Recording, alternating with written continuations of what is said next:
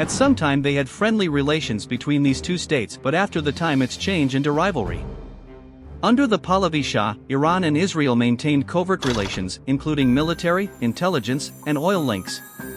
Iran de facto recognized Israel as early as 1948. In this video we will tell you in the root causes about this rivalry, how it's turned the friendly states into sworn enemy. The Israel-Iran conflict has evolved from clandestine rivalry into full-blown confrontation, with profound nuclear, humanitarian, and economic risks. The current moment offers a pivotal opportunity for ceasefire-linked diplomacy, yet it is fraught with challenges, deep-seated mistrust, proxy battlegrounds, and geopolitical fault lines. A durable solution lies in coordination, regional diplomacy among Gulf states, structured nuclear negotiations, multilateral guarantees, and global oversight. Absent such coordination, history warns. Wars will resume, casualties will mount, and the region will remain unstable. Early relations and turn point 1979. Before the 1979 under the Pahlavi Shah, Iran and Israel maintained covert relations, including military, intelligence, and oil links. Iran de facto recognized Israel as early as 1948. 1979 Islamic Revolution. This dramatically shifted Iran from covert ally to vocal adversary, refusing recognition of Israel and framing it as an illegitimate regime. The Shadow Proxy War. 2000s proxy escalation. Iran channels support through Hezbollah, Lebanon, Hamas, Iraqi Shiite militias, and the Houthis, Yemen. Israel responds with covert strikes and cyber operations. Famous examples include the Stuxnet virus, 2010, targeted assassinations of Iranian nuclear scientists, and airstrikes on Iranian proxies across Syria and Iraq. Hezbollah's role. The 2006 Lebanon war and ongoing border skirmishes underscore this theater. Iran's backing of Hezbollah remains a central threat perception for Israel. Atomic tensions and covert sabotage. 2002 onward, nuclear ambitions. Discovery of uranium enrichment in 2002 stirred deep Israeli fears, leading to advocacy for strong international responses. Covert operations. Israeli intelligence is widely believed to have orchestrated cyber attacks, bombings, and assassinations targeting Iranian nuclear personnel, including the killing of Mohsen Fakhrizadeh, 2021. Direct strikes and proxy escalations, 2023 to 2025. Spring 2024, Israel struck Iran-linked military targets, e.g., Damascus consulate. On April 1, Iran responded with its first direct strikes, hundreds of missiles and drones, on April 13. October 2024, Iran launched 200 ballistic missiles in Operation True Promise 2, October 1, prompting Israeli counterstrikes, Operation Days of Repentance, that hit Iranian missile sites and nuclear facilities on October 26. June 2025 Open War. On June 13, Israel launched Operation Rising Lion targeting Iranian nuclear/military sites. Iran responded with 150 ballistic missiles and drones. Humanitarian and geopolitical fallout. Civilian toll, thousands killed or injured, especially in Iran, over 400 fatalities, and Israel, dozens, with extensive damage to infrastructure, oil depots, hospitals, nuclear/defense installations. Regional ripple effects. Gulf states, Qatar, Saudi Arabia, Oman, are mediating ceasefire efforts. The US and global powers urge de-escalation. Oil and financial markets react to tension. Global danger. There's international alarm that broader actors, Hezbollah, Houthi rebels, perhaps even NATO, could be drawn in. Current ceasefire talks and diplomatic channels. Gulf mediation. Iran has asked Qatar, Saudi Arabia, and Oman to pressure the US and Israel toward a ceasefire. Oman is drafting a deal linking fire pause to nuclear diplomacy and temporary enrichment suspension with IAEA inspections. U.S. role unclear. President Trump has yet to explicitly support the ceasefire push. Gulf states remain actively working with Tehran and Washington to avert full-scale war.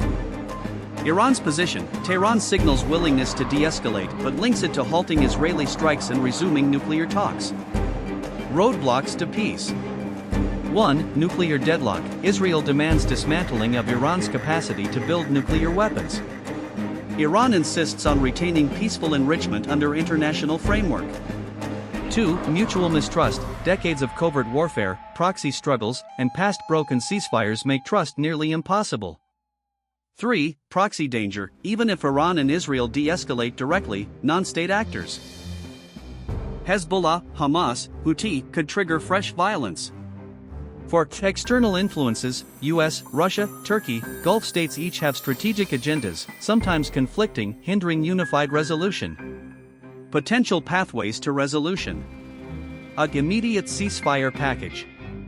Key elements: immediate halt to strikes, hostage and civilian exchanges, third-party monitoring, e.g., UN or GCC-backed observers.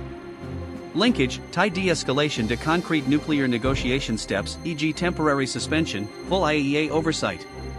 Risks: ceasefire without verification could be exploited, proxy violence may continue unabated.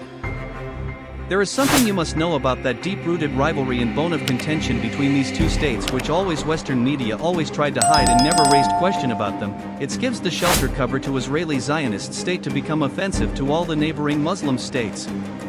The NPT controversy is central to Iran-Israel tensions. Iran, a signatory under pressure for possible violations, contrasts sharply with Israel, a nuclear-armed state outside the treaty system. The double standard contributes to distrust and instability across the Middle East. A durable solution requires either universal disarmament frameworks or, more realistically, regionally negotiated security guarantees that make nuclear deterrence less relevant. Signatory status.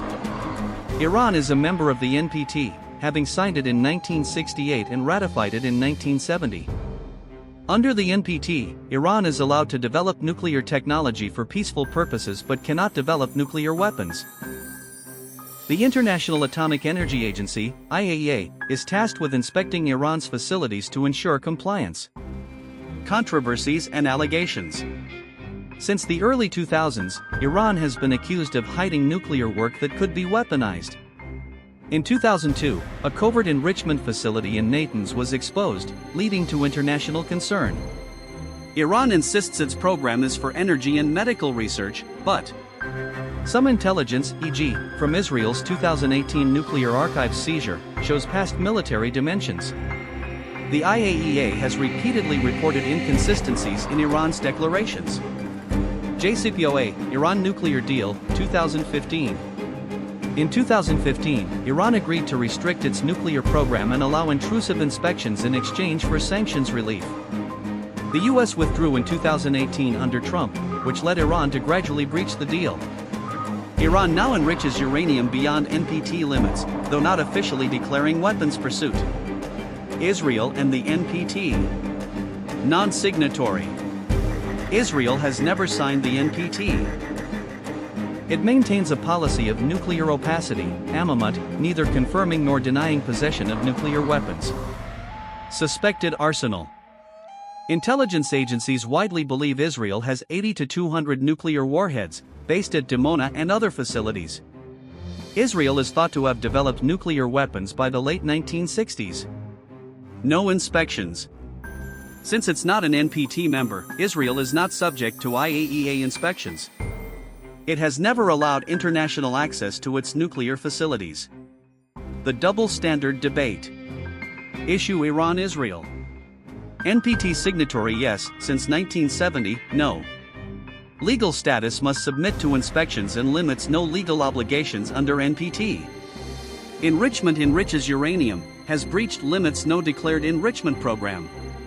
Nuclear weapons denies pursuit, accused of past programs widely believed to have nuclear arsenal. IAEA access yes, though restricted recently, no. Arguments made. Iran's view, it's unfair that NPT signatories like Iran are punished, while non-signatories like Israel face no scrutiny despite likely possessing nuclear weapons. Israel's stance, Iran has actively called for its destruction and supports anti-Israel militant groups, making Iran's nuclear ambitions an existential threat. Global criticism, many non-aligned countries, e.g., in the UN, accuse Western powers of tolerating Israel's arsenal while aggressively policing Iran. Possible solutions and path forward. 1. Nuclear weapons-free zone, NWFZ, in the Middle East.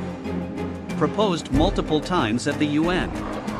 Would require Israel to disclose and eliminate its arsenal, and Iran to fully comply with NPT.